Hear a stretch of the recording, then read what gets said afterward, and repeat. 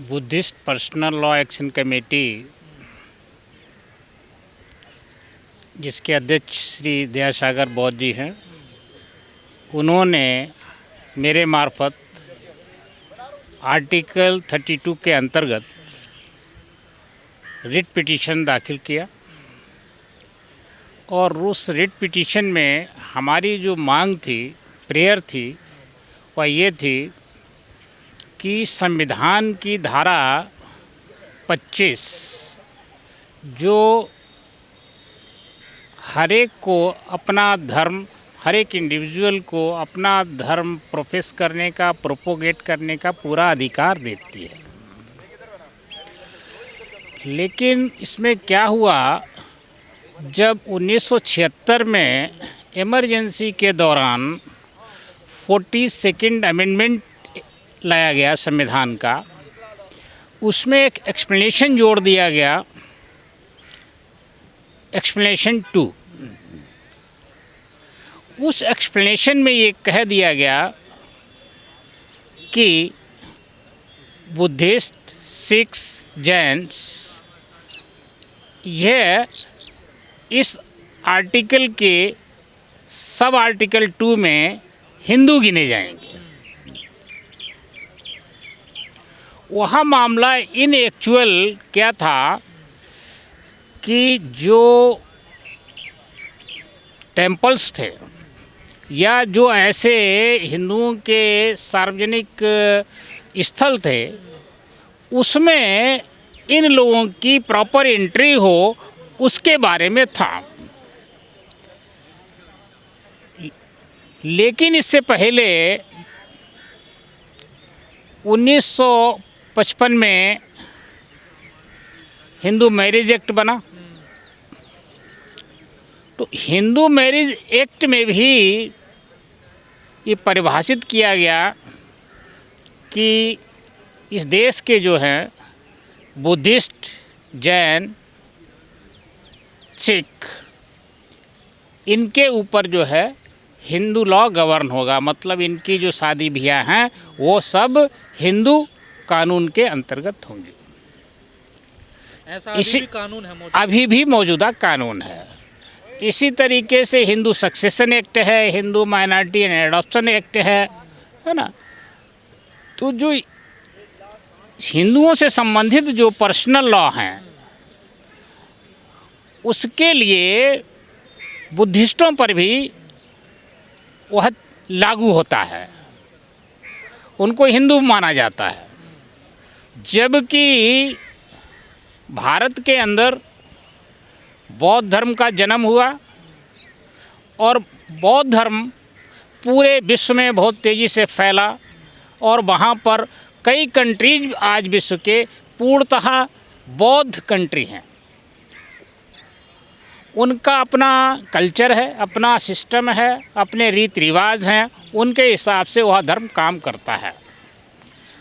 हमने माननीय कोर्ट से यही बात रखी बहस में कि बुद्धिस्ट जो लोग हैं, बुद्धिस्ट रिलीजन है, it is a separate and distinct religion from other religions. तो जो सर आपने आर्गुमेंट किया उसको बेंच ने माना कि ये सही है, गलत है?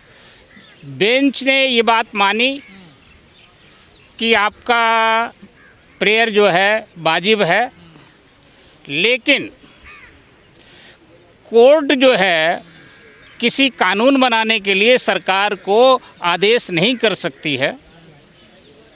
यह कानून बनाना जो लॉ कमीशन ऑफ इंडिया है भारत में, उसकी जिम्मेदारी है। और उस जिम्मेदारी के तहत लॉ कमीशन ऑफ इंडिया, चूँकि वो एक्सपर्ट लोगों की बॉडी होती है, वो एग्जामिन करते हैं और वो अपने फैक्ट्स, तथ्यों के आधार पर भारत सरकार को बताते हैं कि अब किस कानून को बनाना चाहिए।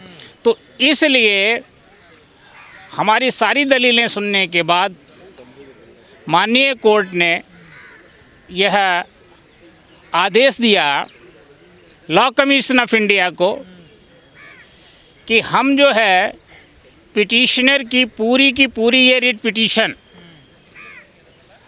भेज रहे हैं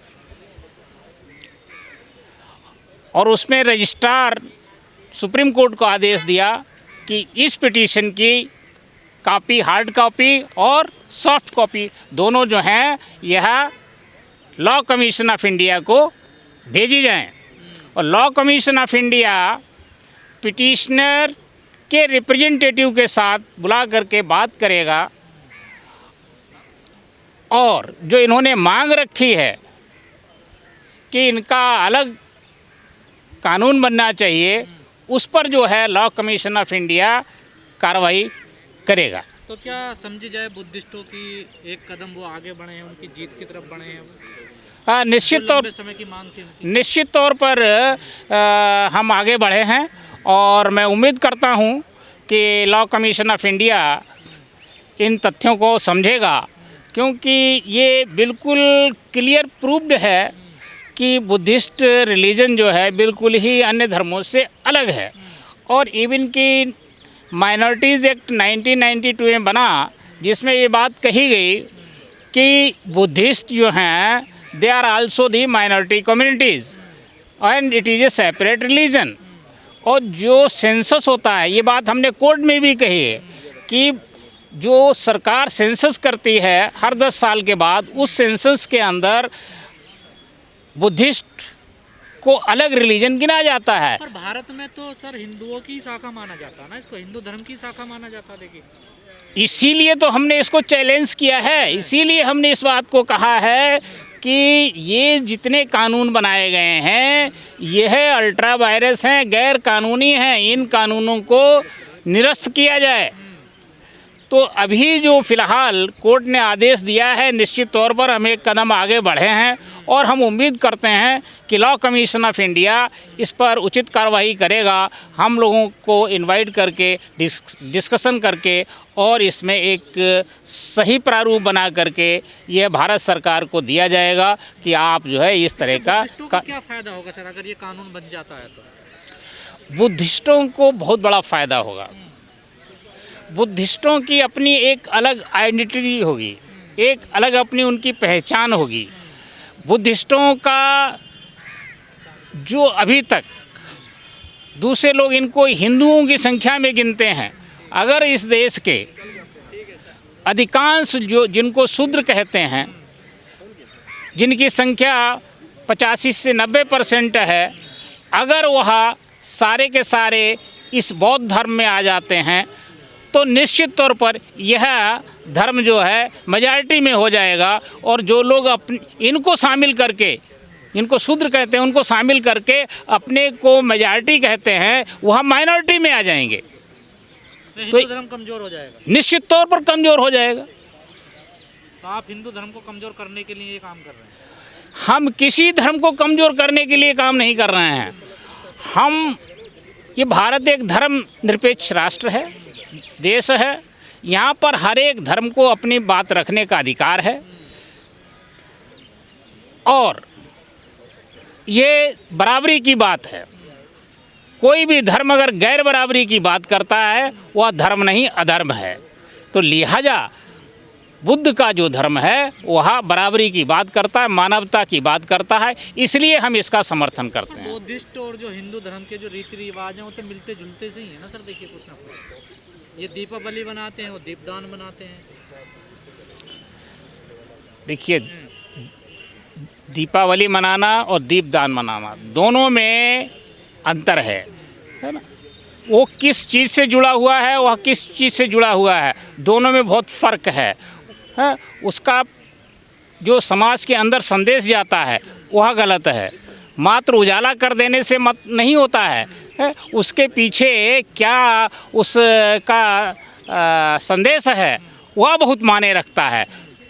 तो इसलिए मिलाकर यह इस कानून से जो मतलब इनसिक्योरिटी है, वो जो इनसिक्योरिटी फील होती है उसमें सिक्योरिटी मिल सकती है बुद्धिस्टों को। बिल्कुल निश्चित तौर पे मिलेगी। आप देखिए ना, जैसे कवच के रूप में काम करेगा ये। आप देखिए ना, जैसे भूटान है, कंबोडिया है, थाईलैंड है, बहुत सारे ऐसे देश हैं जहाँ पर इवन के श्रीलंका है, इन कंट्रीज़ में बुद्धिस्ट हैं ना, और वो अपने को गौरवान्वित महसूस करते हैं। वहाँ सारा का सारा सिस्टम जो है, उनके जो संस्कार हैं वो सारे के सारे उस बौद्ध रीति रिवाज से होते हैं, क्योंकि वहाँ के तो कोई भी बुद्धिस्ट अपने को हिंदू नहीं कहता है। जब वहाँ के बुद्धिस्ट हिंदू नहीं हैं तो यहाँ के बुद्धिस्ट कैसे हिंदू हो गए? तो अब क्या उम्मीद है सर आपको लॉ कमीशन से? हमें उम्मीद है कि लॉ कमीशन इस पे उचित कार्रवाई करेगा और निश्चित तौर पर इस देश के अंदर जो है बुद्धिस्टों का सेपरेट पर्सनल लॉ बनेगा। It has its on values, cultures, customs, rituals and ceremonies. Their identity is totally separate from other religions. Whereas the explanation second to the Article 25B is contradiction, is ultra virus. It violates the fundamental right and the acts, the sections of Hindu Marriage Act and Hindu Minority and Religious Act, so that it may be very clear to all what we have read from the court. In the prayer we have sought issue an appropriate writ or order or direction in the nature of mandamus and or any other writ, order or direction under Article 32 of the Constitution of India, inter alia, directing for enactment of Buddhist personal law, and declare explanation second of the Article 25 of the Constitution of India and Section 2B of the Hindu Marriage Act 1955 and Section 2B of the Hindu Adoptions and Maintenance Act 1956 and Section 2B of Hindu Succession Act 1956 and Section 3B of the Hindu Minority and Guardianship Act 1956 as ultra vires, which violates the fundamental rights of the petitioner enshrined in Article 14, 15, 25, 1, 26 and 29 of the Constitution of India. So, after a detailed debate or argument on this issue, the Honorable Bench of Chief Justice of India